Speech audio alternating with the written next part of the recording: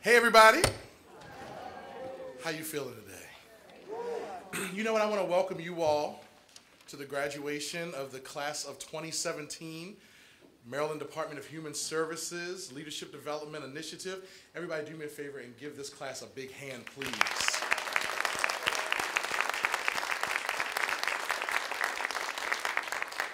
My name is Mike Dorsey, and I have the honor of serving as the program facilitator for this class. And I have to be careful when I say things like this because there's some alum in the room and I don't want their feelings to get hurt either.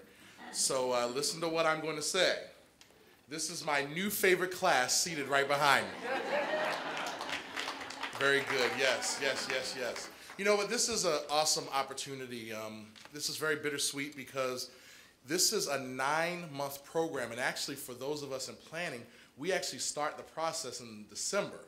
So we start the process in December, making sure we have the applications, and this is a program that actually was designed for any person within our agency has the opportunity to apply to be in it. So can you imagine over 6,500 people from Garrett County all the way down to Worcester County have an opportunity to get 30 spots in this class? So that just kind of tells you about the competitive nature of this. And so we have to start the process of getting the applications in. We actually do we have a committee that comes together that they don't necessarily know the names of the people. We just know what they give us on the application, and then we go through the process of putting the class together. And then in March, we have a kickoff, and from March to November, every third Friday, the class is together learning how to be better leaders. Isn't that great, right? Learn how to be better leaders. You know, it's very interesting. We live in a culture where a lot of times we have people who get put into management positions, and you all probably can attest to this, that just because you're a named leader does not mean you can really lead people, right? I always joke that I know some people that couldn't lead me out of a paper bag. Wet. With holes in it. Right? And you know, we laugh and joke about that, but at the same time, I want you to just know that that is a part of the culture that has been established at the Department of Human Services through our administration, who were really excited, said that when Secretary Malhotra at the time came through with the new governor's administration, he said, you know, we're going to continue with this program because we believe in the power of training our people to be solid leaders. And he always tells the joke, and I forget the nature of where he got it from, but he talked about, I forget who it was that actually said it, but it carries on the idea of, if you train all these people, what will you do if they leave after getting all this training? And he says, well, what happens if we don't train them and they stay, right? And I mean, you really got to think about that. And so I'm really excited for this journey that this class has gone on. Just to give you an idea, they come together, you know, they sit in session. You know, we talk about things like servant leadership, which is the main principle that we deal with, the whole idea of the mission of the organization first, the needs of the people second, and then their needs last, right? And then we kind of introduce that. We talk about some goal setting, some vision casting. But then what we do is we put them through this intensive time of self-discovery. They have to actually take a mirror and look at themselves. Am I lying, y'all? No, they have to look at a mirror, and a lot of times some of those things that we see in the mirror isn't necessarily things that we like, but guess what? It's an opportunity to be able to grow beyond it. And so what you're going to witness today is the culmination of some of that experience that they've gone through. LDI started, many years ago actually as the Leadership Development Program, and we're going to be talking about that a little bit later when it comes to some special acknowledgments from the Alumni Association. But this form is just really awesome. So give them another hand for me, would you please? So with that being said, I would like to introduce the Alumni Association Vice President for Programming, Ms. Crystal Glover. Let's give her a hand, please.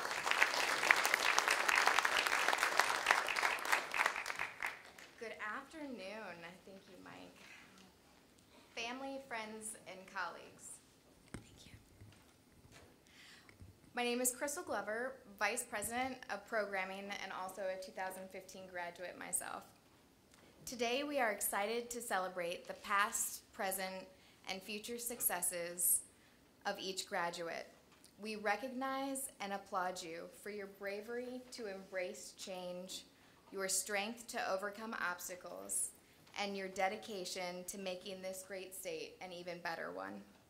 Today is your day, a day to commemorate the importance of personal growth and to recommit yourselves, such as all alumni before you have embraced the responsibilities for becoming ambassadors of servant leadership. I would now like all of the leadership alumni to stand and help me give a warm welcome to our newest family additions, the class of 2017.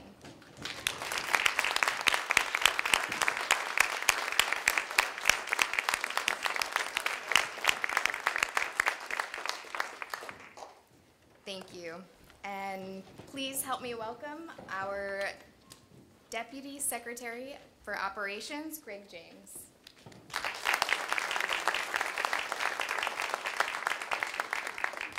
Thank you. What a great day to be here with you. To start my remarks, I'd like to thank Mike Dorsey for using my best story. Appreciate that. This is why we normally try and coordinate our remarks before we start. I am thrilled to be here with you on behalf of Secretary Padilla. She sends her regards and apologizes. She is, as a good leader, she is out in the field visiting one of our local departments of social services today, but she is looking forward to having lunch with you all soon, that scheduled event. She's very excited about that and hearing from you and your experiences. This program, as Mike indicated, has been an important part of what we've been trying to do at the department for the past several years.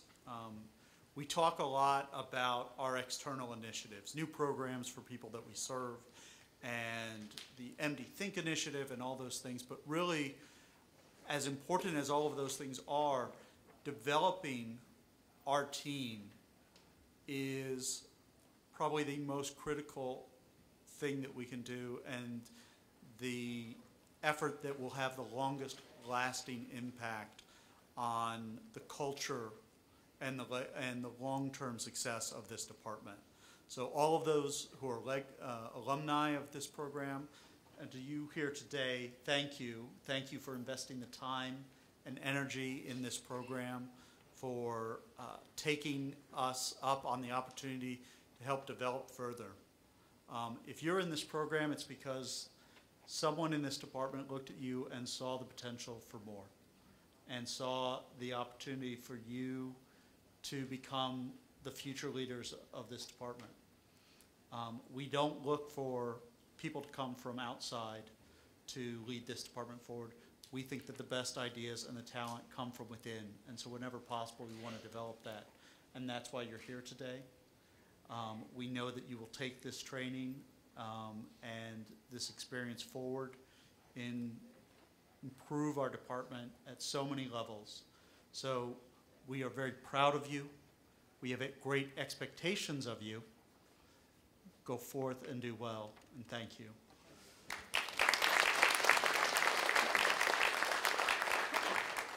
And with that, it is my great honor and pleasure to introduce our next speaker, Tiffany Robinson from the Governor's Office. She is our Deputy Chief of Staff. In addition to overseeing the Department of Human Resources, Ms. Robinson is responsible for, as I look through the list, roughly half the portfolio of state government, Department of Aging, Department of Health, I think Veterans Affairs? Veterans Affairs, disabilities, housing, general services. So Tiffany doesn't sleep. Having worked in the Governor's Office and worked for Deputy Chief of Staff, I can tell you that is an immense portfolio and a huge lift, and she does an amazing job and has been a great champion for us and a friend of the department. And so it is my great honor and pleasure to introduce Tiffany Robinson.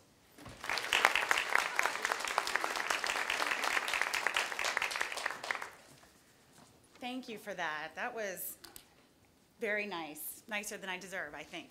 I'm gonna be really informal today because it's been a really busy week. I'm gonna be honest. I want to first congratulate this amazing group of folks. What an accomplishment! I have to say, many of you may know that I came into this position as Deputy Chief of Staff for the governor from the Department of Housing and Community Development. I was an assistant secretary there first. And I'm a little bit jealous that I didn't have this same opportunity. I think we need to replicate this program among agencies because I do see real leaders coming from Department of Human Services, and I love the ideas that you guys promote of promoting and training and strengthening your team from within. And I think across the state, we could do a lot more of that. So I'm not going to steal him, Greg, but I might be talking about how we replicate this going forward. So you're the only person that actually gets to say that. We've had other cabinet secretaries who have asked us to steal Mike. Uh-oh. So the deputy, We'll see. they get it. You should be very proud of this work. Right, right. But you say that to my face. So I'm gonna share just a little bit about my journey, and then kind of hopefully it will inspire you to think about your actions in your day-to-day and where it may lead. Because to be quite honest, I never planned or expected to be here in this position where I am today. I grew up on a farm in Missouri. My family grew corn, soybeans, and wheat. So my job as a kid was walking through soybean fields, cutting down the beautiful sunflowers that everyone likes to take pictures with. They were weeds in my mind when I grew up. And detasseling corn all through my teenage years, that's what I did. And I came to Maryland for college on a volleyball scholarship to UMBC. And looked around at a lot of schools. I happened to be a fairly decent volleyball player, and chose Maryland over lots of other states because the coach was really great. Brought my family to the Inner Harbor, took us on a water taxi to the Rusty Scupper, showed us, talked about all the wonderful things about Maryland. And coming from rural Missouri, I thought Maryland was fantastic. I still do, and that's why I'm still here. But my family always thought that I was going to come back home after school, and I did not. I went to law school at University of Baltimore, met my husband, and we had 2 kids who are now 12 and 14, and here I am. After law school, I clerked for a judge for a couple years in Howard County, and always thought I was going to go work for a big firm. In law school, I was president at University of Baltimore, we had what was called EASL, Entertainment Arts Sports Law Association. And I happened to go to school with Art Donovan's youngest daughter, Katie. We were good friends, we still are. And so I ran a couple events at Artie Donovan's country club, and we did some fundraisers, and I was convinced that I was going to be a sports agent. That's what I was going to do. That was my path. It's a really niche job for an attorney, and if you don't have a connection to a high-profile athlete, it's probably not where you're going to go. So, as you can see, I ended up someplace very different, and I just kind of wanted to share how and why. After law school, I said I clerked for a judge for a couple years, and then I worked for a big firm in Baltimore for a year, and then I had my first child. I had a daughter, and my husband and I kind of decided that I needed to pull back a little bit, but I wanted to work. So I went to work for Harford County government because we moved to Havre de Grace, which is where I still live, and I commute to Annapolis every day, which is great. And I drop my husband drops my son at school, I drop my daughter at her bus, and I head to Annapolis, and then we pick up on the way home, and somehow you can make anything work. But my point is, I went to Harford County government, and really I took that job at the time in my life, in about what year was that? 2005. Because my husband and I had decided that one of us needed a 9 to 5. And I had this idea in my mind of, I'll take a step back and I'll go be a 9 to 5 worker so that we can focus on other things and focus on our family.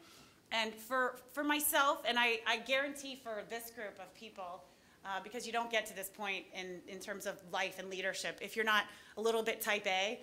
There's no such thing as 9 to 5 for like a type A worker. It's not possible. And it drives me crazy when people talk about, the stereotypical government worker. Oh, you must get home by 5:10 every day. No. We're me, and I'm sure all of you are in early and working late and trying to do your best at everything that comes your way. And here's why that's really important. When Governor Hogan was elected, I was happily managing homeless services and what was I doing? All the county contracts with the state for housing credits and community development projects, a little bit of economic development for Harford County. Working with Jerry Ryerson in Harford County at the Department of Social Services quite often.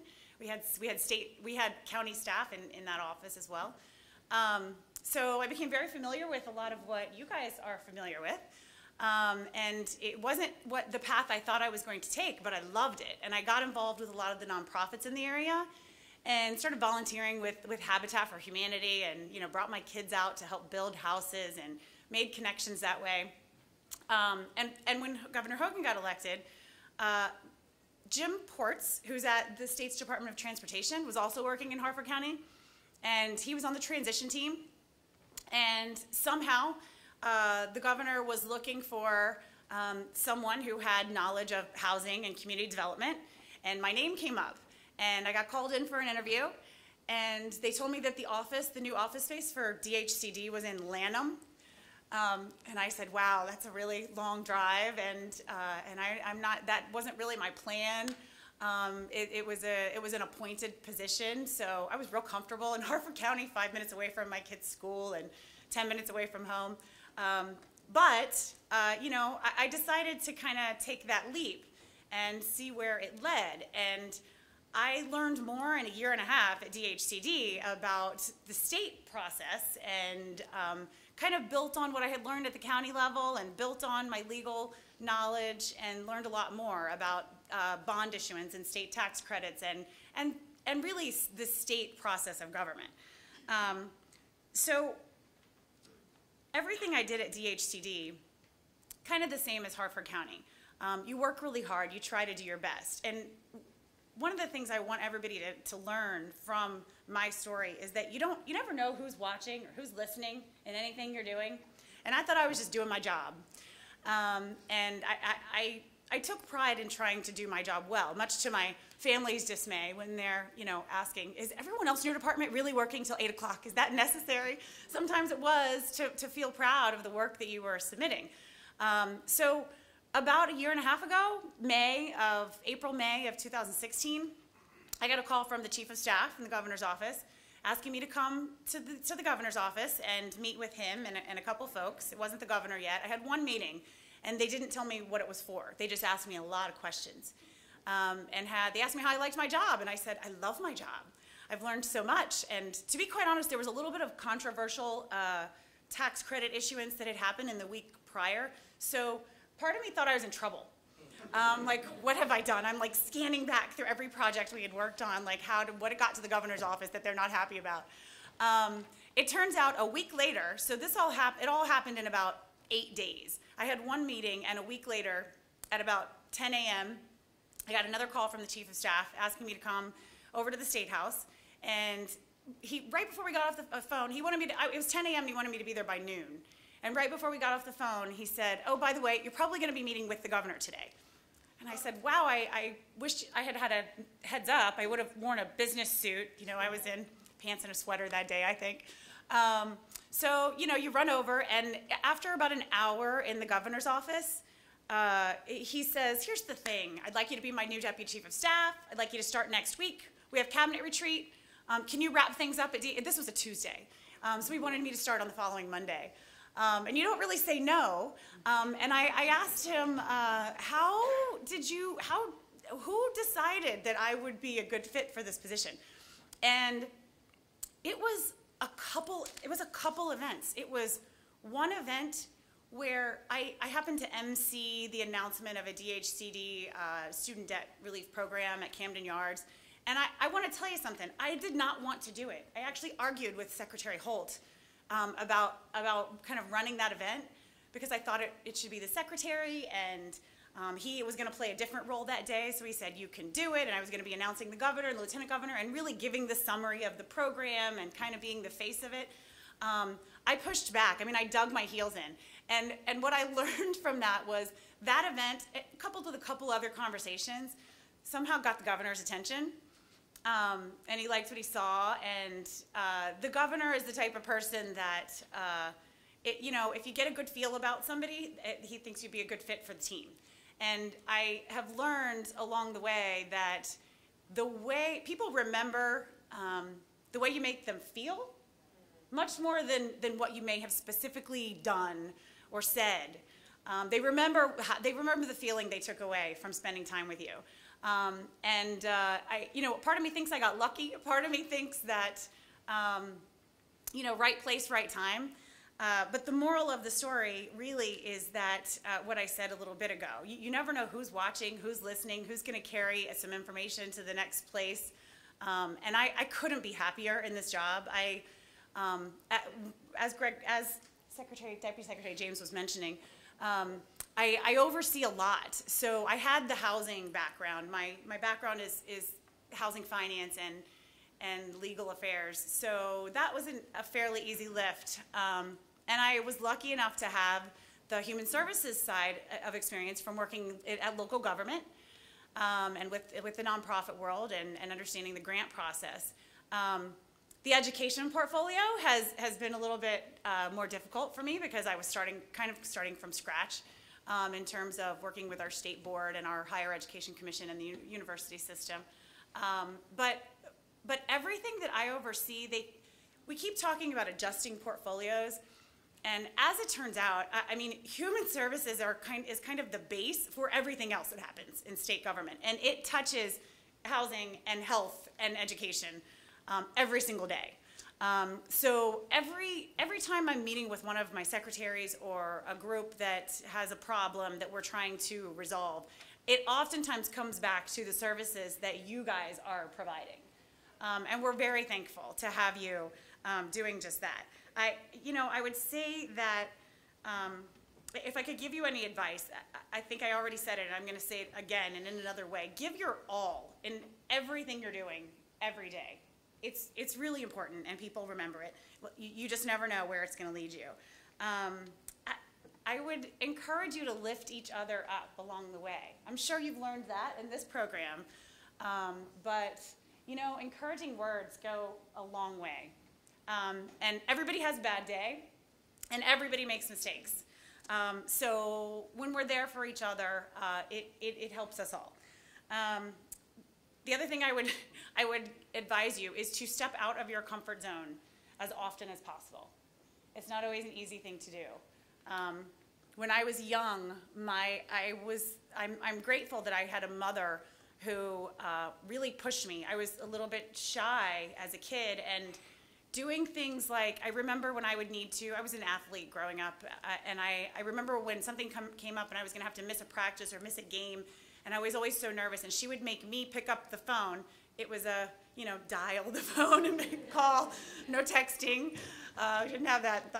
I am that old. She would make me call the coach myself and explain. And I remember it was the most awful feeling. I would get nervous. I'm like, no, you call. Can you just tell him? Can you explain the situation? From that simple thing to everything else I've done along the way, like emceeing the event at Camden Yards that I really did not want to do. It's one of the things that ended up getting me where I am. And the more you do it, the more comfortable you are. Every time you step out of your comfort zone, you're practicing, and it makes it easier the next time around. So do it as much as you can. And believe in yourself. We're asking you to lift each other up, but you got to believe in yourself. And if you don't believe in yourself on a particular day, try and fake it, because people perceive from you that either you feel confident, what's the quote from Henry Ford? If you believe, I didn't write it down, but I usually know in my head. Whether you believe you can do a thing or not, you're right. You're right. So believe you can do it, because I believe you can do it. And I know this team believes you can do it, or you wouldn't be sitting here. I was reading before I came in the competitive process to get where you guys are, and I had no idea that there were so many applicants for this program. So you should feel really proud, not only to have been accepted and to be chosen by your peers to be such a leader, but to have graduated and be going forth to train others and share your stories and be an example. It's really important. Trying to think if there's anything else I can share with you. You know, I've already kind of shared with you my journey and what I've learned from it. I hope you can learn a little bit from it as well. You never know what's coming. Enjoy every stage of your life. Do things with joy and a positive attitude, if at all possible. It's not always easy, but it helps, and I think people recognize it. So I'm just going to end by saying congratulations again. I'm really proud of you. I was actually on a conference call with the governor early this morning. He's in Texas today. And I reminded him that I was going to be here today. So I almost forgot to tell you congratulations from the governor. I don't mean to make sure I probably should have started with that. But he asked me to please share his congratulations. He's really proud of you too. And like I said, I'm going to go back and talk to him about replicating this program. So if I start calling around and asking a lot of questions, it's all my fault. You can blame me. But it's a good thing, and you guys have kind of set the example and set the stage for a fantastic leadership program in the state. So thank you.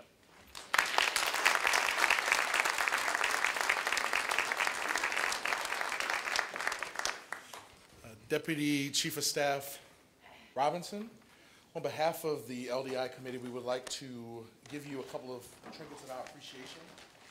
This right here is the servant. For anybody that wants to know, this is the first textbook of the program. And so we want to make sure we give you a copy of it as well. Thank you.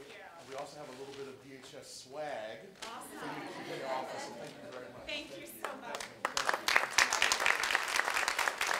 Thank you so much. That was awesome. Very good. You know, in the spirit of collaboration, one of the things I do want to point out is that for the first time, we actually have a graduate who does not work for the Department of Human Services. Yeah, I know, right? Isn't that kind of awesome? And so you will meet Jackie. Actually, Jackie is the first speaker after me, but I do want to point her out. She is from the Governor's Office for Children, and the part of the coordinating offices for the governor. We actually had two, but one was with child who decided that they weren't going to wait till after graduation to introduce themselves to the world. So her tenure with the program kind of ended abruptly. But we are glad to have Jackie, and we actually enjoyed having both of them. So we've already started the process of actually incorporating people from outside of the agency as well, which has been great for all of us because it allowed us to see that the world is a little bigger than what happens within our department. So at this point, you know, we can tell you as much as we can about how awesome LDI is, but one of the best places to go is to get live testimonial, right? And so here's an opportunity. This is a tradition of our graduation where we give the graduates an opportunity to share with you briefly, just so you know, briefly, they're going to share with you the answer to this question. How has their leadership changed since they started LDI? So remember, it was a 9-month program. How is their leadership different now as a result of the program? And so you're going to get to hear that from them right now, starting with Jackie. Hi, thank you, Mike. Again, I'm Jackie Warner-Wiggins. I'm Chief of Finance and Operations with the Governor's Office for Children. As you can see, I'm also expecting a child in a few weeks. So our office definitely walks the talk. But the biggest lesson that I learned throughout this process is the need to be an intentional leader, to be deliberate in what we do. And so my goal is to ensure that my team understands the larger picture of our office and understands their particular role in it. I think that so often we create environments or policies that require people to stay in their lane, to not question the status quo, to not present their ideas. And my goal moving forward is to combat that. I'm going to encourage my team to speak up, to express their opinions, to give their ideas on how we can be better as an office and as a state. And I want them to see themselves as a meaningful part of a larger picture instead of just a small cog in this large machine. So that's my goal moving forward. Thank you very much.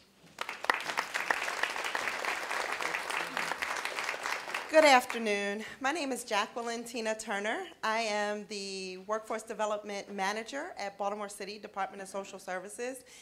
And the one thing that I really took away from this class is the importance of building relationships.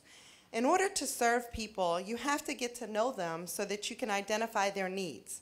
And the quote that really stuck with me throughout this whole class was from John C. Maxwell: "People won't care how much you know until they know how much you care." So for me, servant leadership starts with building relationships. Thank you.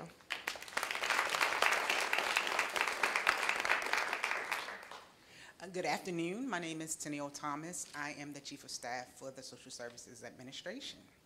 So LDI for me helped me understand what an effective leader truly is.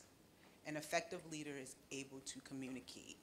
They're able to communicate the mission and the vision of the organization. With their communication, it helps to enhance their staff and the goals that they've set and the ability of their staff to carry out those goals. We're, as effective leaders, we're motivators, and that's what we want. We want to be able to motivate our staff to do their best.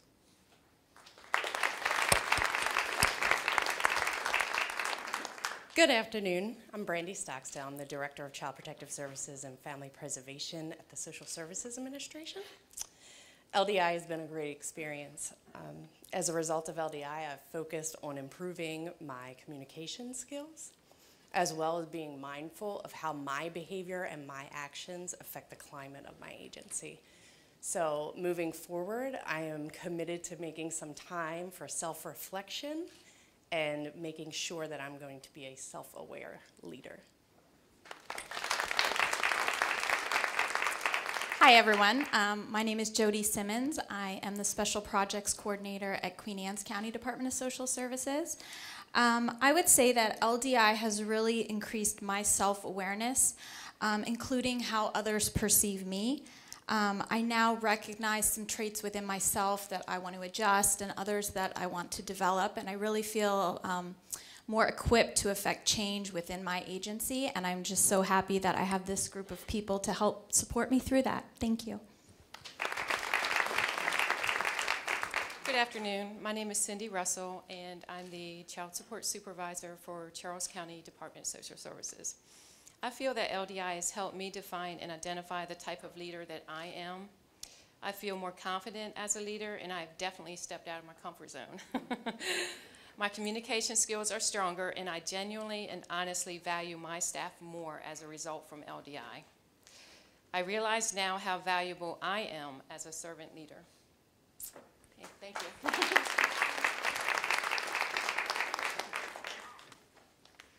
Hi, my name is Paula Reynolds. I'm the Program Coordinator at the Office of Home Energy Programs at DHS Central. LDI has reinforced the traits that I've always believed a good leader should have. I've always believed in servant leadership, and I will continue to strive to make sure that I'm an example to those I work with. I'm grateful for the opportunities that LDI has provided, and I look forward to the doors that it may open in the future. Thank you. My name is Katie Peterson. I'm the Child Protective Services Supervisor in Talbot County. LDI has helped me define what my vision is for my team, and it's also helped me become more mindful with my actions and words so that they align with my vision. Hello, my name is Tariqua Henry. I am currently the Acting Finance Officer in Dorchester County. During my participation in LDI, I've learned that servant leadership is not about self-interest, it is to be selfless. I measure the success of my day by how successful I am to those I've served. I am accountable. With an open mind, I've developed a creative way of thinking, discovering, and understanding the importance of being diverse. I do so now with confidence, conviction, and commitment to creating a culture of innovation where everyone wants to contribute their effort, ideas, and opinions.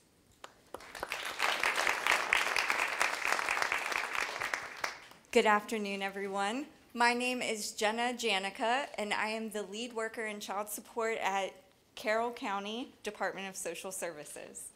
When I think about how my leadership has changed as a result of LDI, two things come to mind: servant leadership and the 360 review we did. They kind of go hand in hand. The 360 helped me see my strengths as a servant leader. I naturally kind of put my needs last, put the mission first, put my team second. So it helped me develop on those strengths, and it also helped me learn what my weaknesses are and how I can do those better, such as delegating, maybe selling, not telling people, and also to allow myself to speak my mind. So I really appreciate LDI giving me the opportunity to grow. Thank you. Hi, my name is Kim Jones. I am the HR officer for Somerset County Department of Social Services.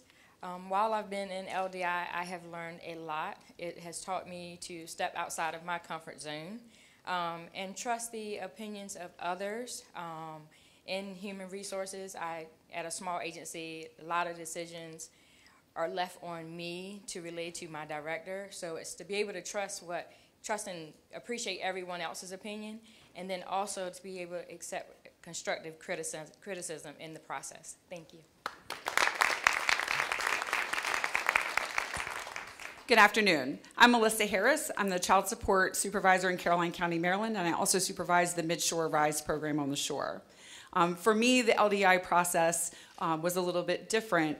I want to make sure that in the future, I'm a continuous improvement.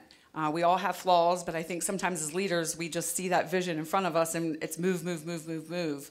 Instead of just really analyzing and listening to your staff and the people around you so that you can be better. As a better leader, your people and the mission becomes more clear.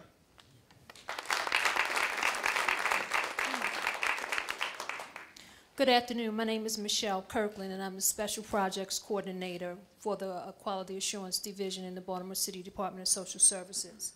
As a result of being a participant in the LDI program, I believe that I've become more confident and more intentional in my decision making.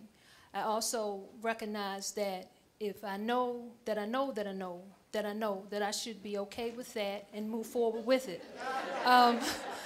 I tend to sometimes be a little hesitant, and I can be swayed sometimes if I believe that my opinion is not going to be perceived as being relevant. So I'm appreciative of this opportunity to get to know me better, and as a result of getting to know me better, I can help encourage other individuals to move forward as well. Thank you. Good afternoon. My name is Paris Lindesay, and I am an administrative specialist too at the Charles County Department of Social Services. Since coming to LDI, I have learned primarily three things. First, I've learned that I am a servant leader. I passionately serve those around me. Second, I have learned that boxes were made to be open, so I stepped outside of mine. Third, I have learned to lead with the mission first, people second, and self last, because leaders eat last.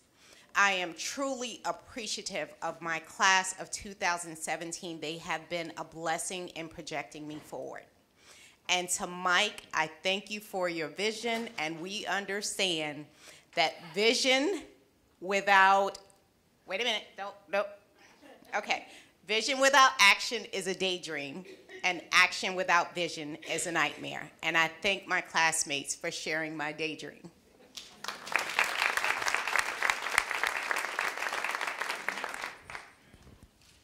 Good afternoon. My name is Chima Nathan. I'm the Acting Director for the Office of Local Operations in the FIA Division here at Central. And my leadership style has improved in 4 ways by my participation in this class. The first one is my appreciation for diversity. In a multi-generational, multicultural workplace, I've learned to anticipate and accommodate various working styles in my team. Instead of being consumed with the differences of approach, I quickly detect the strength and engage everyone for more effective collaboration. Once again, mission first, followers second, and me last. Secondly, I have a renewed ability to focus. I have come to understand the deficiencies of multitasking.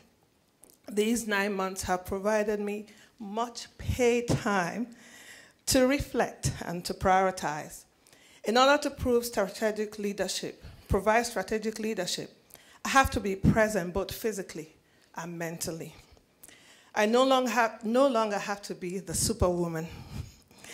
Last week, I was having a conversation with my 21-year-old son. I was trying to explain to him the difference between strategic thinking and strategic planning. And he summed it up in this statement: no one can place a price tag on your thoughts, because your thoughts and ideas make you indispensable. To think strategically, I have to focus. The third thing I learned was my communication style. I've learned to be intentionally assertive. As a leader, I'm responsible for people's lives and their livelihood. I have to be intentional about creating a healthy working environment by communicating effectively. On my first day, I stated that I desire to be able to articulate the vision to get buy-in from my team. Therefore, I have to legislate the behavior in my area of influence, and I realized I have to be more assertive. Lastly, one of the greatest things I learned was about vulnerability. My third goal, as I started the class, was to challenge conformity in my life. Prior to LDI, I was comfortable with what I knew and what I had achieved. I am now emotionally aware and eager to continue to burn the flame ignited by LDI. And in the spring of 2018, I'll begin my doctorate program in strategic leadership at Regent University because of LDI. Thank you.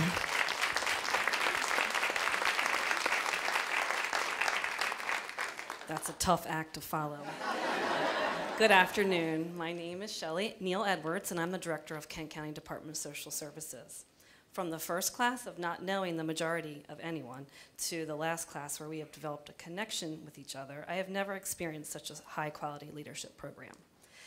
Through the enriched reading of The Servant and the Leaders Eat Last books and the emotional intelligence test, I now feel more equipped to be a successful leader, not only for Kent County, but for the Department of Human Services. I am grateful for this experience and will encourage others who aspire to be a leader to apply for future LDI classes. Thank you.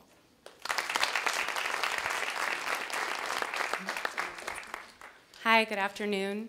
My name is Carrie Nye, and I'm the communications manager at DHS. When we started this program, I was the skeptical, stereotypical millennial who asks way too many questions.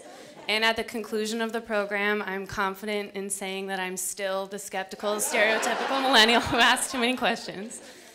But LDI showed me the importance of asking the right questions, and those would be the ones that serve the people around me. Our trip to Gettysburg in particular challenged me to put my team ahead of myself. As we heard from Colonel Wieners, who entreated us, he challenged us to check our bias, transcend ourselves, and always ask why. He taught us that we must always be willing to act on information that requires a change of course, and that's something that I continue to apply to my work today. In the end, no amount of LDI will ever make me a Gen Xer. Sorry, Mike. Millennial forever. But I'm really proud of what it's taught me about asking the questions that will serve my agency and lift up the people around me. And thank you guys, everyone.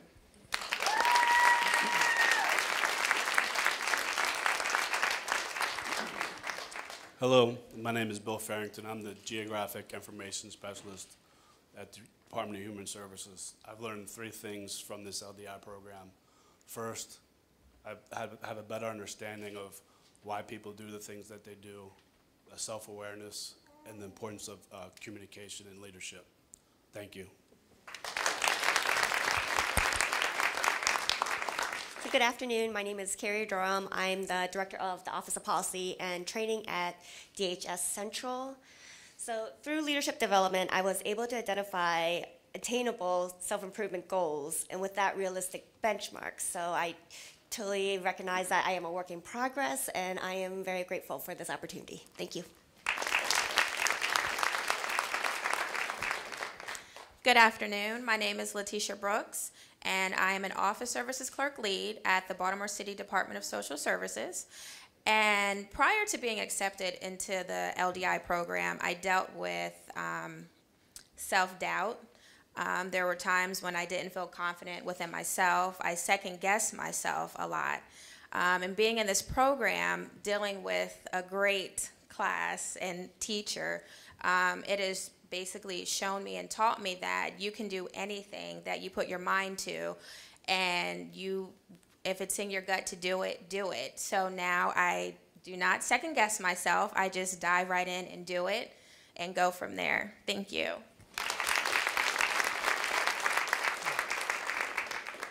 Hello, my name is Simon Bredenberg. I'm the Assistant Director in Talbot County for General Administration and Child Support. Through this LDI program, I've learned one very important thing, and that's communication. The importance of improved communication, not only within your team, but within your agency. And one thing that I will take away from this is that it is so important for everyone on your team to know what everyone else does. That helps your job so much more. And I really do appreciate that. Mike, Mark, you guys have done an excellent job. Thank you guys very much.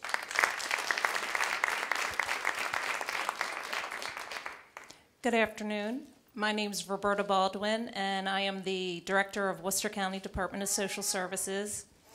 One thing I've learned through LDI is I do not like zip lining. And I, even looking outside the box, don't think I'll do it again. But what I have learned and what I have found that I've already put into practice is that LDI has reinforced my belief that one leads with respect, honesty, empathy, and care. And I hope to be able to transfer my learning to my staff and have an agency that cares for our customers that we serve. Thank you.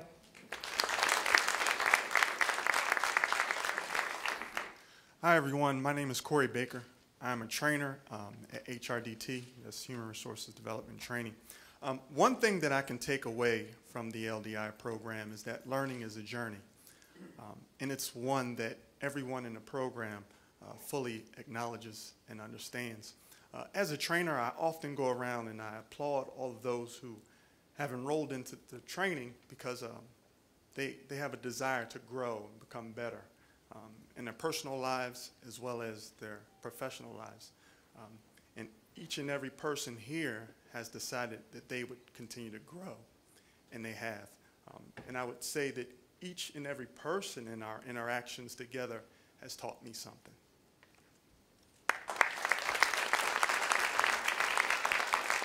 Good afternoon. My name is Lashira Ayala. I'm an assistant director in one of our systems bureaus for the Family Investment Administration at DHS Central. And since being a part of LDI, my leadership has changed in that I have had a greater awareness, which has, I would say, led to immediate actions towards vulnerability, how that has significant influence and impacts in the relationship that you build within your teams. Also, with delegation, understanding the importance of it and how, with being able to adequately delegate, it will grow and develop not only your team members but also yourself and stretch you in ways that you have maybe never experienced. And also learning and exploring your authentic self and how, again, that will have, it will definitely have impacts within being a servant leader and meeting the mission of the organization, others, and yourself. Thank you. Good afternoon, everybody. This is Shalini Arora. I work for Department of Human Services at an office located in Cecil County. I'm currently doing the assistant directorship for the FIA and the adult services. So the Shalini that was 9 months ago was somebody who was a tactical manager. And what I learned through LDI was that the projects are to be managed, programs are to be managed, but people are to be led.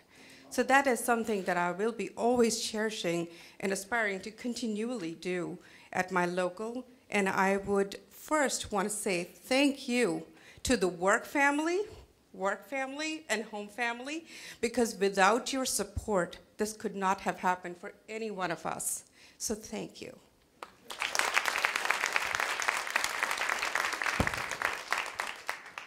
Good afternoon. My name is Michelle Armsworthy, and I'm the Acting Assistant Director of Child Support and IT in Calvert County.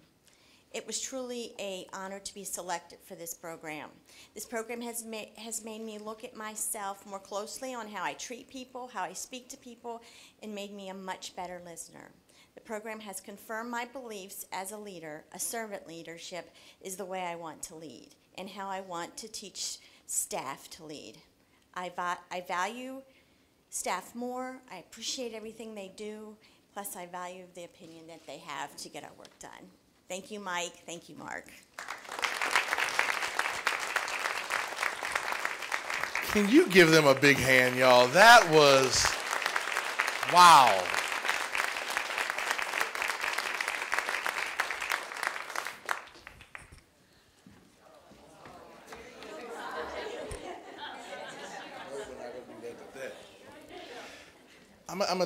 Ugh.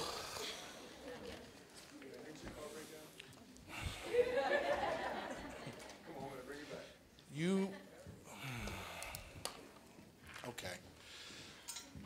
I want you to know how proud I am of each and every one of them.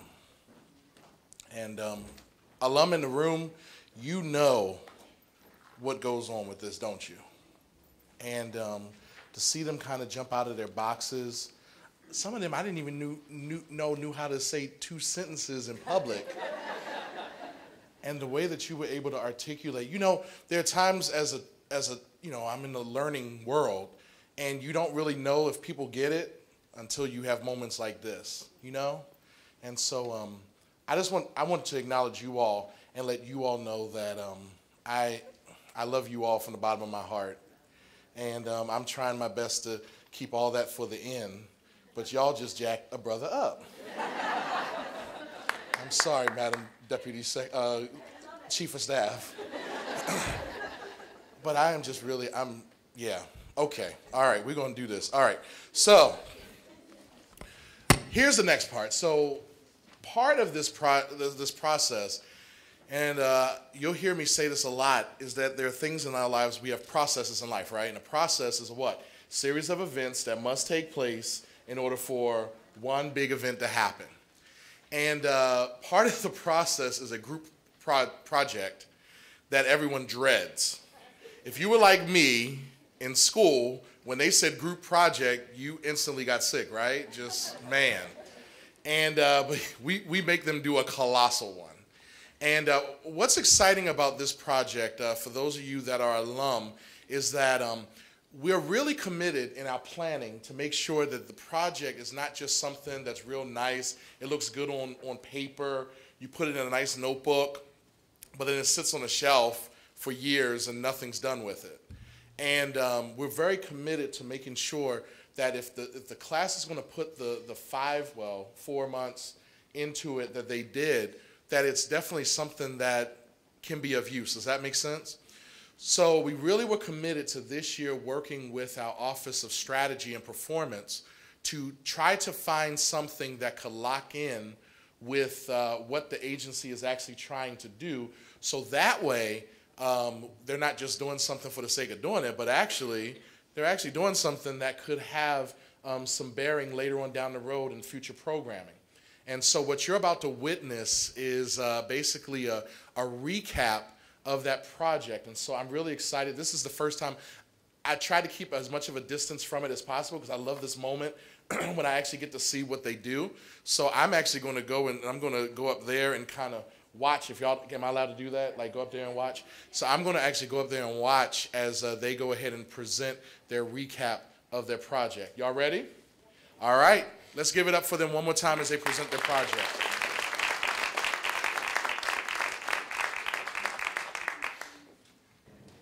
Good afternoon, everybody. I'm Melissa Harris, and I'm the lead supervisor of child support in Caroline County. Welcome, Deputy Secretary James, Deputy Chief of Staff Robinson, guests, family, friends, LDI alumni, and of course, my fellow classmates of the LDI class of 2017. The class of 2017 was tasked with a group project that focused on the Department of Human Services strategic initiative, Building on Human Capital. The project focus was to evaluate the existing training programs and make changes that would move our strategic plan in a forward direction. As Bob Nardelli, the CEO of Home Depot, once said, I absolutely believe that people, unless coached, never reach their maximum potential. So the objectives of this new tiered program are to initiate the leaders across the state in the Department of Human Services to coach their staff, to empower staff to invest in their career development, to foster a culture of learning, grow and develop organizational leadership, and provide staff with the opportunity to cultivate skill development. This program is staff initiated, not required. Trainings already are developed and offered through our online hub. Staff can utilize the hub to enroll in these trainings. Separate training opportunities for supervisors are going to be added in addition to the trainings for all staff. Training will focus on a variety of skills offered in each tier, including communication, technical skills, soft skills, and leadership. CEUs will be provided. Training will be offered at various locations throughout the state or online to make it convenient for everybody from one end of our state to the other to become maximously trained. I'm now going to turn it over to my fellow LDI classmate, Kim Jones, who's going to explain to you Tier 1 of our tier development program.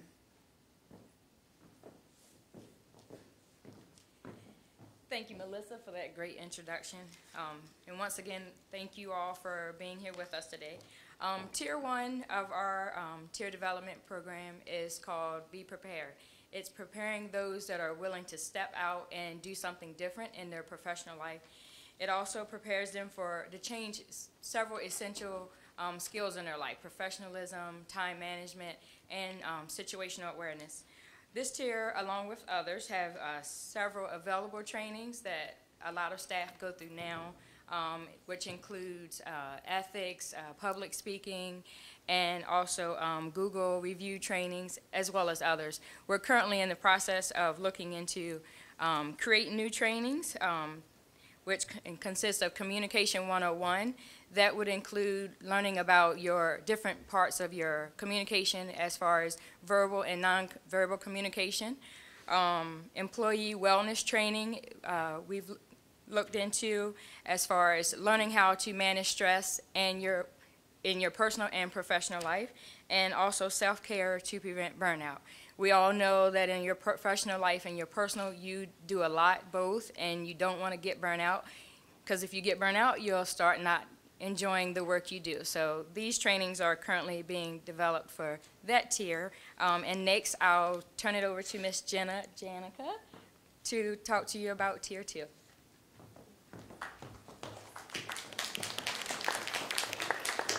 Thank you for that introduction, Kim. After participants are prepared by completing the foundational tier, we then want to further develop those essential skills that they learned. In this second tier, they'll have more refined skills that range all the way from problem solving to managing conflict. This second tier is named Be Transformed.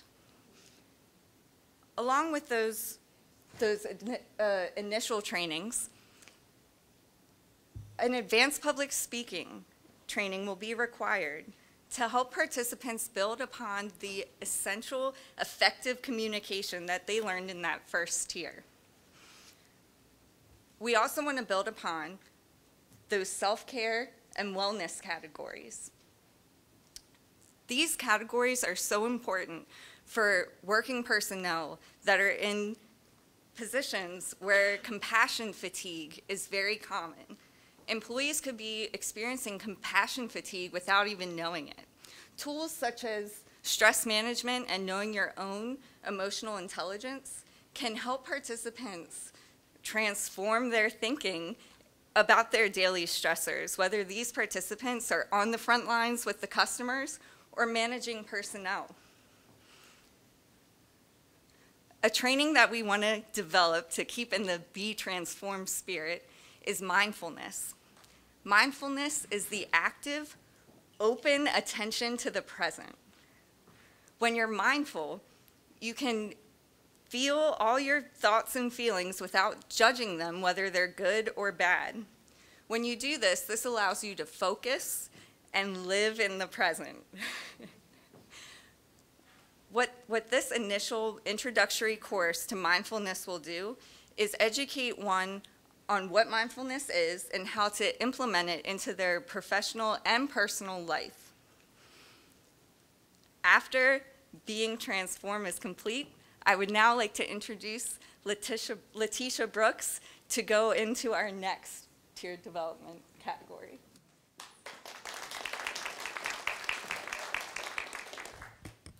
Hello. So I am going to talk about Tier 3, and that is Be Influential. The Department of Human Services has invested in giving the employees the opportunity to advance their career to the next level. Those opportunities include learning what makes an effective leader, accountability and emotional intelligence, transformative leadership, and also firsthand training on how to conduct the panel interviews. All of these trainings are available to all state employees. Now I'd like to bring Paris to the table.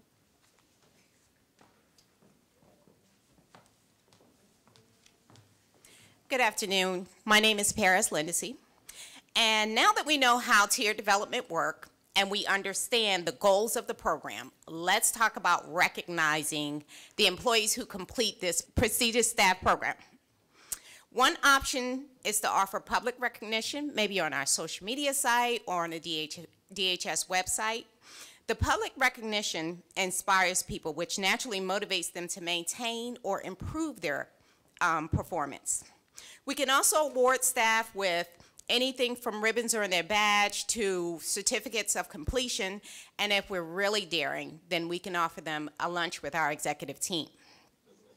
For our overachievers, we would like to explore career opportunities like priority interviews for open positions, tuition assistance, and possibly tie their admission into LDI or our mentor program to their completion of their program. Whatever means we use to recognize the accomplishments of our staff will ultimately build trust in our organizational leadership. The goal of this program is to empower our staff, which will, in turn, strengthen DHS. And by recognizing the investment of our staff, we can commission them to be prepared to influence the transformation of DHS.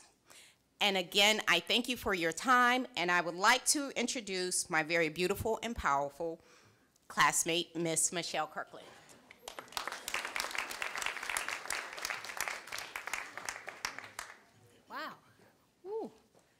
I hope I live up to that introduction.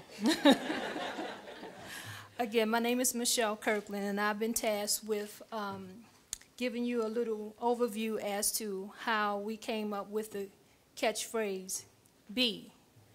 In completing the three-tiered training program, we decided that ultimately what did people really want to do after they completed the program.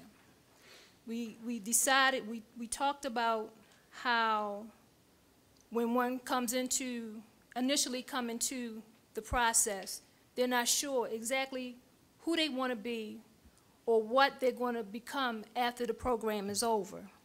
So we decided to keep it simple, keep it quaint. We decided that we just wanted people just to be. Once they completed the program, they had an opportunity to be whatever they wanted to be. They wanted to be great, we could help them with that. If they wanted to be intentional in their decision making, we could help them with that as well. So initially, the tiers were going to be your first tier, your intermediate tier, and your advanced tier. But we decided again to keep it simple to help people to become more engaged. So we decided to keep it with a B. Be prepared, be transformed, and be influential.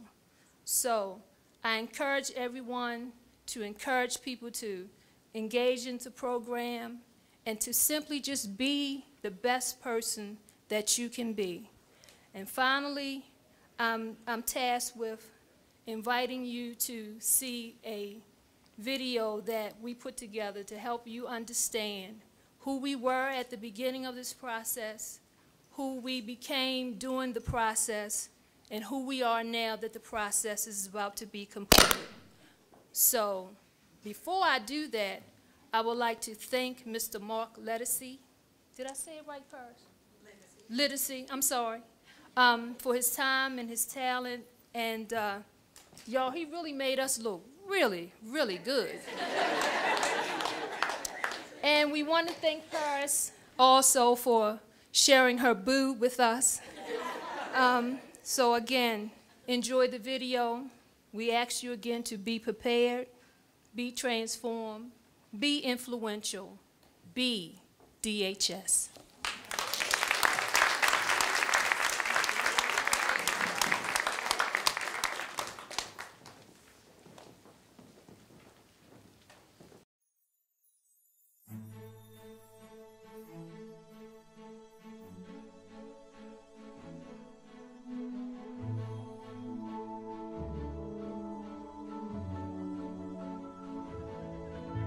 Be DHS. Harness your talents for the workplace, your community, and your life at home. Join our newest professional development program, where agency pros will use their expertise to help you learn, grow, and reach the next level. The Leadership Development Program is really to take employees of the Department of Human Services and build them in their leadership skills so that we grow our employees who will stay then with the Department of Human Services instead of moving on to other positions. That way we have competent leaders in our future. Doesn't mean you necessarily need to be in a supervisor's position, but that you're in a leadership capacity even as a line employee. The introduction of this development program is the opportunity for each and every one of us to invest in ourselves. It's the time that we're to take accountability for our own career and personal growth. The tiered development program will help you build on a variety of skills to include your communication skills, your people skills, your leadership skills, your technical skills. We're even going to take the time to focus on your wellness, because you can't be an asset to us if you're not an asset to yourself. My vision for what I want to do, helping people, is right aligned with what DHS is about, helping people. And interestingly enough, it's not just our clients and the communities that we serve, but DHS is really invested in helping the employees, me. Be prepared. Build your foundation at DHS through the first training module. Challenge yourself to hone your professionalism, time management, and situational awareness, among other essential skills. So this gave me experience with communicating and working with people on an executive level that I did not have before. So I was able to learn a little bit more about leadership and also how communication is a little different when you're dealing with executive level staff. Be transformed. Sharpen your professional know-how at the intermediate training level. Get the skills to problem solve and make decisions, manage conflict, manage stress, and more. I really think the program is beneficial to me because I've really stepped outside of my box. I'm really into the whole leadership, being a servant leader. That's just always how I've been anyway. But it's really been not just professional, but personal. Be influential. Take the knowledge to the next level through advanced courses. Lead effective meetings, strengthen your accountability, understand your emotional intelligence, and learn what makes an effective leader. Think about how this is going to affect the whole group think about what you learned in class and put it in perspective. It's like you're in the now, so use some of those tools and see if they work. If they don't, then try a different avenue. Don't wait. Get started today. Enroll by visiting dhs.maryland.gov/BDHS. Be accomplished. Be innovative. Be creative. Be successful. Be mindful. Be focused. Be excellent. Be competent. Be exemplary. Be flexible. Be motivated. Be relevant. Be professional. Be open. And be intentional. Because of the investment that I feel has been placed in me, I will never leave DHS. Be prepared. Be transformed. Be influential. DHS!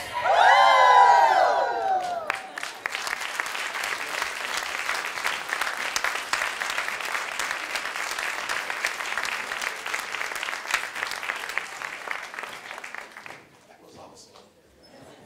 Are y'all ready to be DHS? Yes. I'm not convinced. Are y'all ready to be DHS? Yes. Y'all, very good. I love it. Awesome. All right, so. Can I say something really quickly? Yes, please.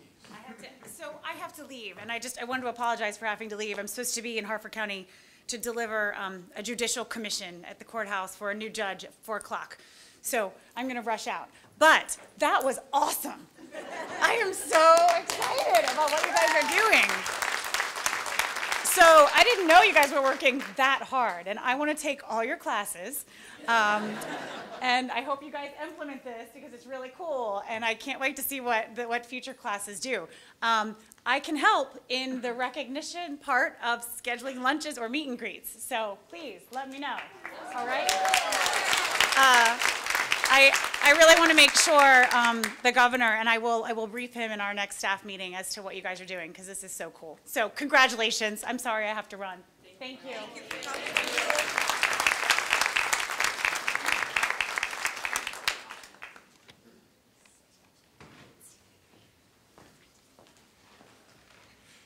Well, the graduation is over because that is awesome. Let's give her another hand for that. Thank you, Ms. Robinson. So we're about ready to honor the graduates, but we have some special awards that we like to give out. And there are 3 awards that actually the class get to vote on amongst themselves. And then there are 3 awards that Mark Button, is the co-facilitator with me for the LDI this year. And so what I want to do is I want to honor these 6 recipients of these special awards. This award right here is the Mission-Centered Leader Award, and is presented in recognition of your proven ability to create excellence through your dedication. Department of Human Resources.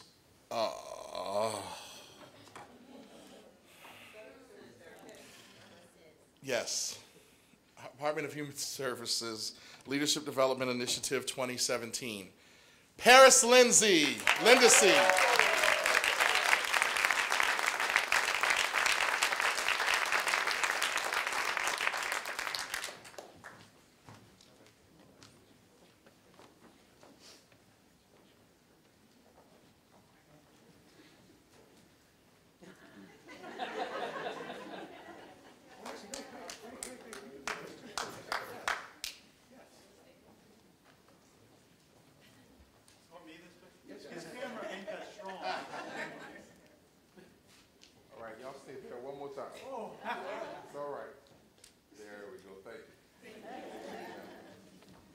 By the way, all these pictures they will get a link to all of them, so we can get that link to you when they become available. Very good.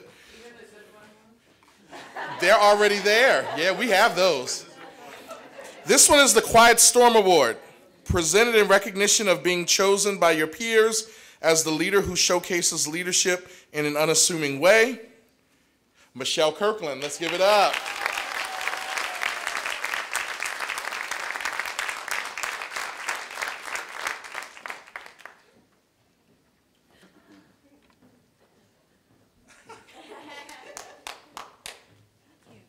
This is a fun story too, right here. This is a fun story too because Michelle is one of our baby boomers, and I thought I was going to have some problems with her the first day, but actually that is not the case at all, so congratulations. All right, the last one that the class picked is the Secretary Servant Leader Award. In recognition of your ability to put the needs of others ahead of your own for the fulfillment of the team's mission. This goes to Ms. Roberta Baldwin.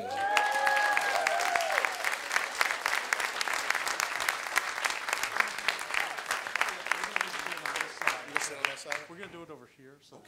All right. All right, sounds good. Should we all run? You guys are a lot prettier than I am. Now, these next three are actually facilitator's choice, and for several factors that came into play, and you'll see in a few moments. This one is the encouragement and leadership presented in recognition of your ability to synergize a team through optimism and encouragement. Let's give it up for Melissa Jones-Harris.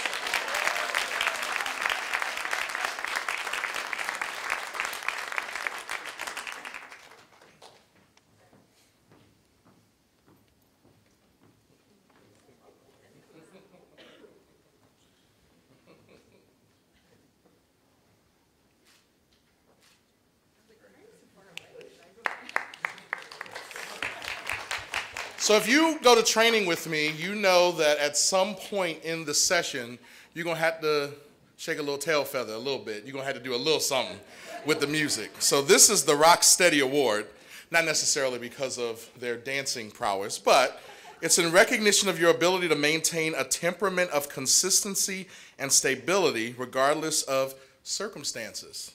This goes to Lashira Ayala.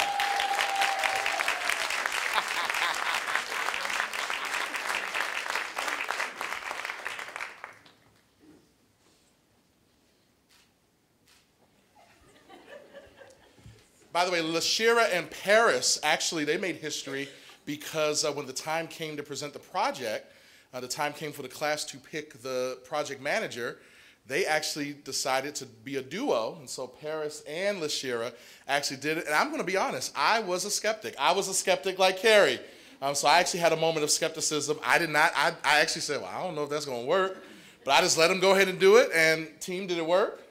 It worked. So, hey, look, the Deputy Chief of Staff is excited about what y'all did, so I'm going to have to put that in my log. So this one is Emerging Leader Award in recognition of your willingness to step out of your comfort zone for the cause of the mission.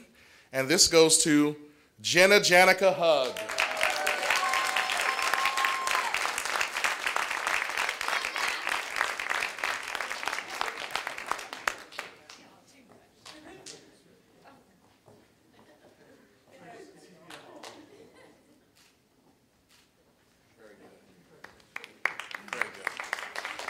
All right, so now is the moment that we're going to do is we have a special, we're going to do something a little different. We're going to have a little tradition, and so to explain the tradition that's going to come along with the passing of certificates, I would like to invite Dan Wade, my boss, up to the stage. Something that you need to know about Dan is that the class project of his class, that class, I think 2014, I think that's what they were.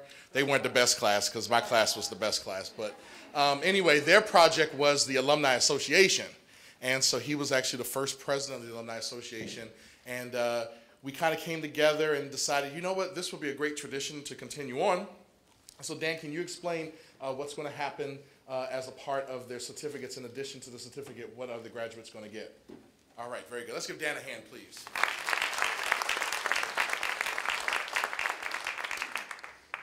So I'm really excited. I always love to talk to the LDI group. I consider the LDI program a legacy and part of my baby. And I think, you know, having Mike and Mark and the training team share that vision with me has made this program just as amazing as it is.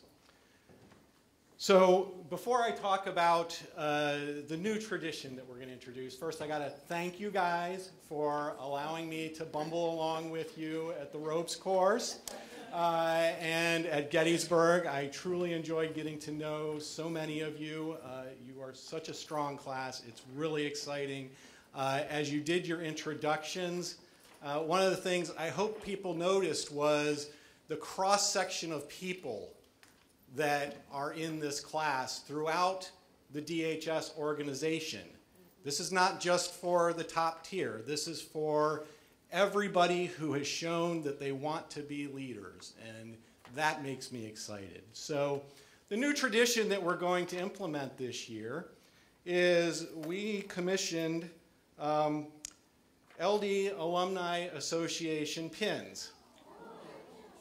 So everybody in this class is going to be pinned as part of the ceremony. The alumni who are in the room currently have the pins, but I just want to talk about the pin for 1 second. Understand that this pin symbolizes a number of things. It symbolizes your dedication in going through this program, in facing the challenges that this program presents, and in coming through on the other side, stronger people who are maximizing the potential you all have inside of you. The next thing it symbolizes is today's celebration, and your passing through this program into your continued work lives as alumni of the program. And the final thing it symbolizes is commitment, and really a call to action, because you guys are now part of a group of ambassadors of alumni who have gone through this program, a group of ambassadors who are tasked now with building the DHS leadership culture. And as I heard you speak about your personal stories, I heard talk of respect, open communication, customer service, strategic thinking, and servant leadership. And those are the foundation of everything we're trying to do with our leadership culture at DHS. So as one final symbol, I'm going to ask all of the alumni in the room who have one of the pins. I think I got everybody, but if I didn't, I apologize. I'd like you all to stand, and I'd like you to don your pin proudly as a welcome to the newest members of the Leadership Development Alumni Group. So thank you all so much. Go out, wear your pin proudly, talk to and influence everybody around you, because that's where we need to go to build the leadership culture we want at DHS. So thank you all so much. I'm so excited as you finish up with the graduation ceremony and get your certificates.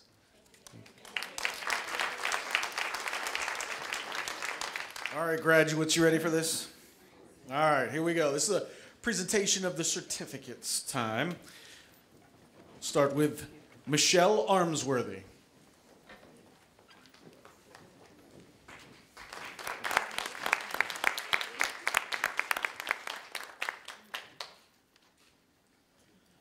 Shalini Aurora.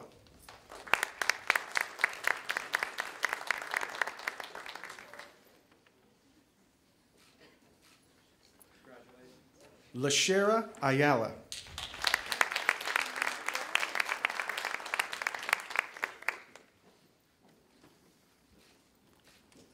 Corey Baker.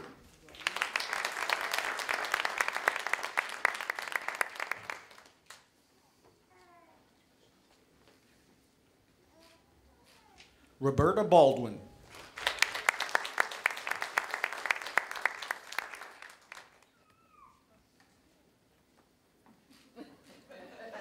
Simon Bredenberg.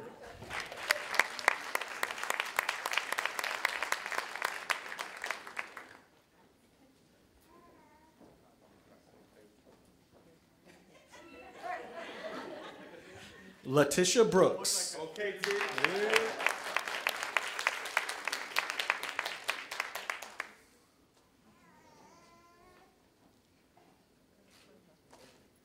Carrie Durham.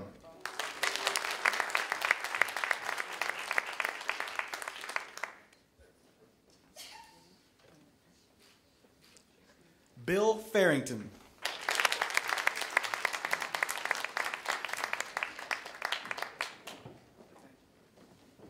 Tyrequa Henry.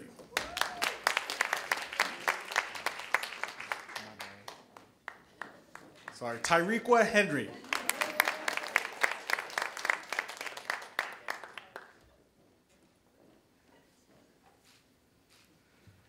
Jenna Janica.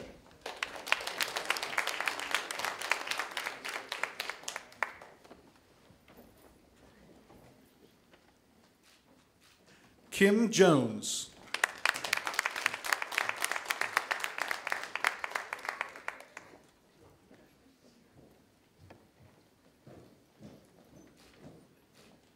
Melissa Jones Harris.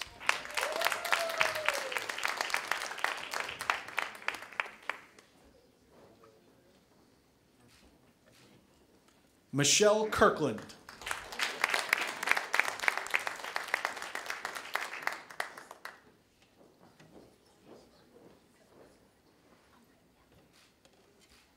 Paris Lindesay.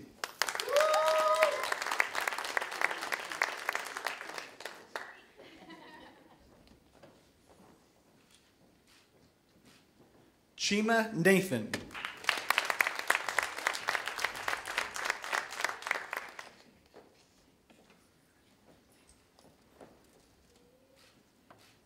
Shelley Neal Edwards.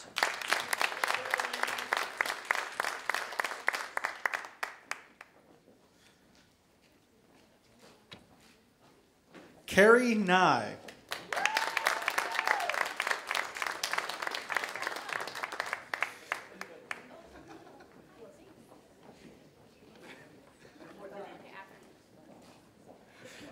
Katie Peterson.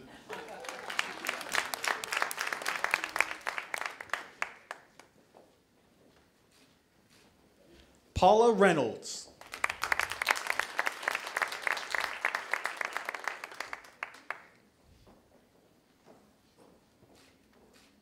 Cindy Russell.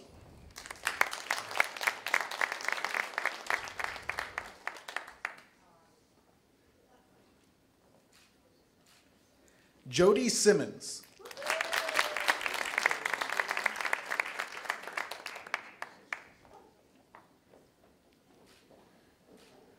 Brandy Stocksdale.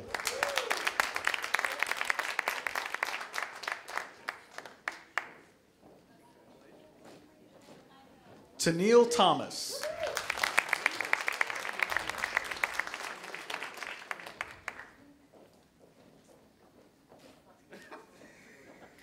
Jacqueline Tina Turner.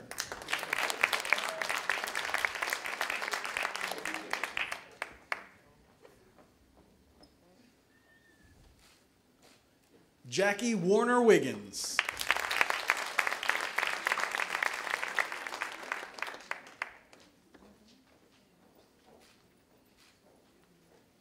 So let's give them one more big hand.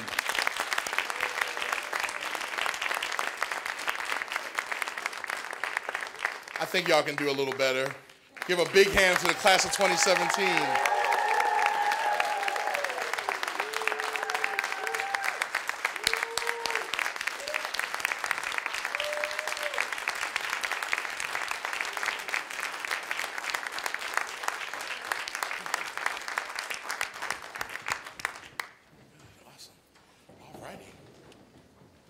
Now I think that they have a presentation that they need to make, so I'm going to step aside.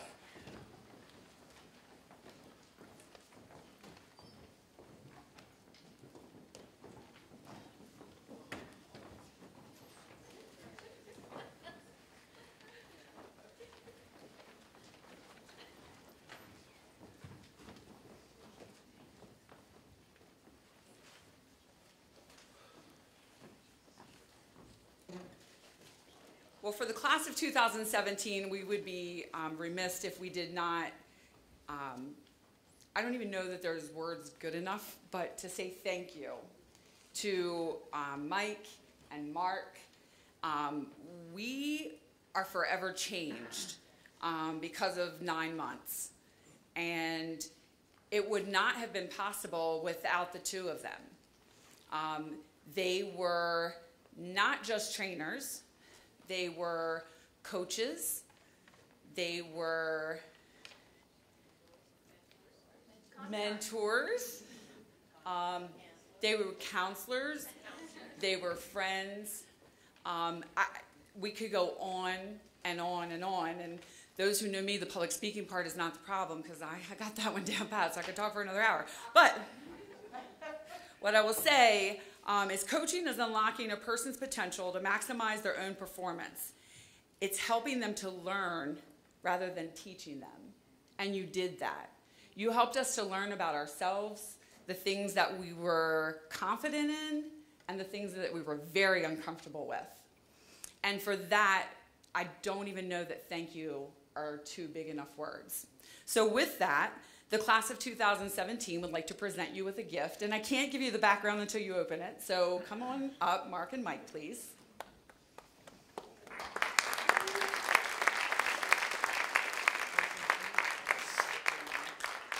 And you can go ahead and open, and then I'll explain to everybody else what it is.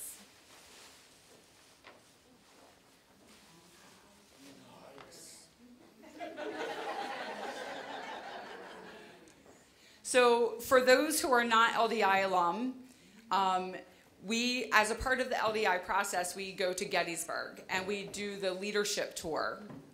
And with Colonel Wieners, which that for real, we're not making up the name, that is it. He's incredible. But he is incredible. And you really learn not about the history of our country, although we did. It was about leadership. And there was an unspoken leader in the Civil War at the Battle of Gettysburg that many of us didn't even know about, which is really crazy because I was a history major. And we all know Robert E. Lee. We all know Stonewall Jackson. We all know those names. But who knew Meade? I didn't know, which is really crazy. I'm going to go back and talk to the professors at Bridgewater College and say, we need to put this into place in the history program. But we got to the end, and we were talking about what a great leader Meade was. And that was a day of adversity. It had rained on us, then it became, good Lord, awful hot. And then it rained on us again. And thunder, lightning. I feel like I'm going to sing a song now. It was thunder.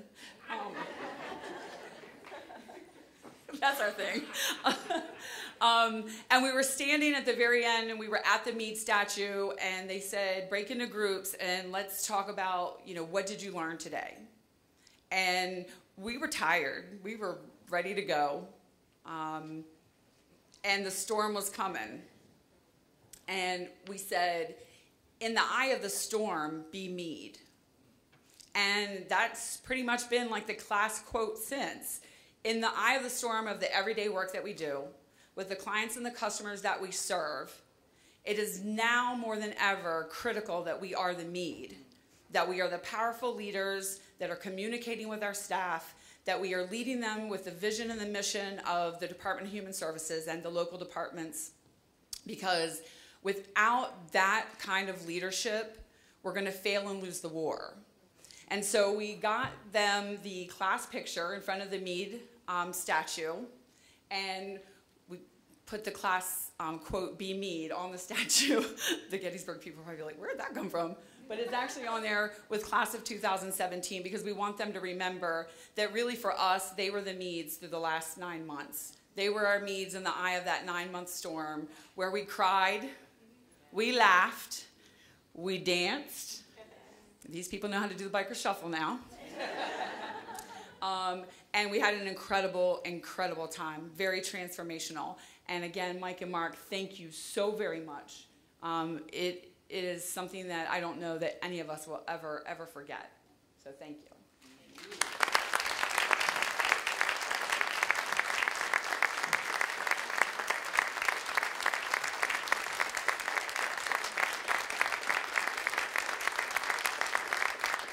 Mike says I got to say something, so here we go. You're not here to hear from us. We are here for these graduates, incredible people. When Mike and I started this process 9 months ago, we said, wow, there's some strong personalities in this room.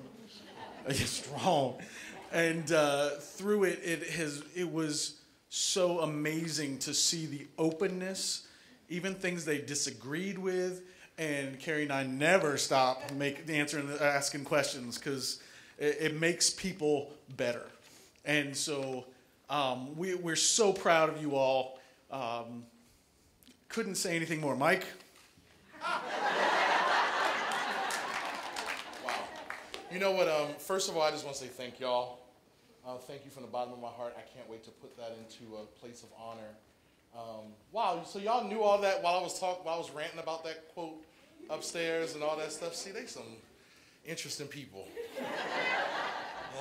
All right. You know what? I really do appreciate that, and that's an awesome gift. Thank you so much. And you know I love y'all and all that good stuff. And you know what? It's about that time. Before we go, though, I do need you to help me acknowledge some folk in the room who this program really wouldn't have been able to happen had it not been for their support. The first one I want to do is acknowledge, I've known her since I was a little bitty boy, and she's going to be upset that I'm doing this to her, but she was actually one of our guest facilitators this year. She actually was a guest speaker last year. And this woman, you got to be careful, though, because she did some stuff with the NSA, and yeah, she knows some things. She's been in some meetings and stuff like that, but Deborah Plunkett was a facilitator for us, a guest facilitator. She actually did a whole session down in Annapolis this year. So I invited her to come. I mean, we go to the same church and stuff, but I had said, and she said, I will be there. And she did not hesitate. She says, I would not miss it. And so she made it a point to come. So Debbie, thank you so much for coming out. Let's give her a hand, please. And I was told that I would be doing the class of 2018 a disservice if I did not talk to you about something for next session, so we'll have to chat about that. So I just want to say thank you for showing up. That's awesome. Also, we have the Tom Nappy. I'm going to tell you something. He's like our honorary LDI facilitator because he is our photojournalist. And it's kind of funny because, I mean, he does a lot of stuff. And but one of the things I do want to acknowledge you, Tom, is that you do always manage to find some time for LDI. And thank you so much for just, even sometimes we give him last minute notice and he's there with the camera and he gets awesome shots. So thank you, Tom, definitely from the bottom of my heart. Thank you so much. I definitely have to acknowledge the administration, the 10th floor, so to speak. Thank you, Deputy Secretary James, for standing in for Secretary Padilla, who has been a very big advocate of this program. And actually, Deputy Secretary James has been an extreme advocate, so thank you for making sure that you were able to be here today to share with us and all the support you've offered. And also, if you could pass out thank you to the 10th floor, to everybody up there who's helped us out. I mean, there were other little things that have happened along. We have baseball tickets because of them. We got to do, we're going to have a nice little lunch in a couple of weeks, with the secretary and stuff. So just thank you for the support. Let's give them a hand, please. I do want to take a moment to say this, that for those alum in the room, right now the Alumni Association is in a, trying to figure out how to make that work.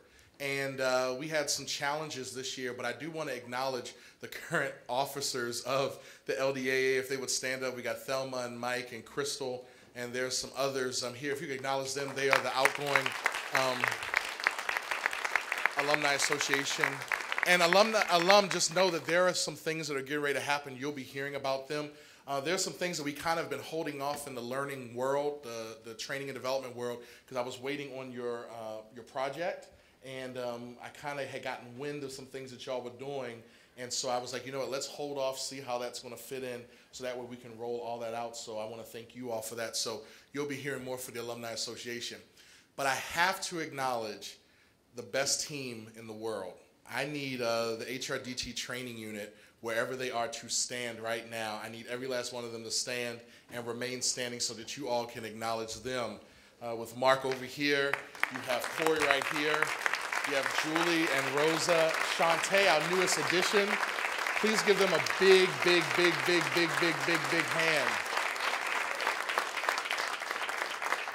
I just want to say in front of everybody that y'all make me look good. And that's some work some days, you know. So I just want to say thank you all for your support and your just willingness to just do what you have to do. Shantae, you had trial by fire. Shantae's been with us for, I think, well, you got a paycheck this time around, so at least 3 weeks. Has it been 3 weeks, 4 weeks, something like that? So she did make it to another pay period where she actually gets a, did they get that to you? We'll talk about that later. No, we're not doing we're keeping it legal. We're keeping it legal. We're not making her work without getting paid. But Shantae's the newest addition to our team, but she kind of stepped in, and we really enjoyed this facility. This facility was really nice. So the folk at Reginald F. Lewis, if you give them a hand, please, wherever they may be. Good. And to all of you, there are several directors out here. I love seeing y'all because, I mean, the directors, you know, could actually make or break stuff like this and actually say, no, I don't want my people participating in this. And we've had that happen to some other things sometimes, you know, when they didn't quite understand or get it, and we haven't made things clear enough for them. But they did say to this, you know what, this is worth it. I want to make sure my people are a part of this. And so I want to acknowledge you all directors in this building right now. Thank you so much for your willingness. I see executive directors. I mean, we got some top brass in here, so thank you all. And then thank you all. Give yourselves one big hand for just coming out and taking some time with us on a Friday. Did I cover everything? Is everything good? You have nothing else to say? Whoa. Whoa. Did we say that's happening? Where's the place?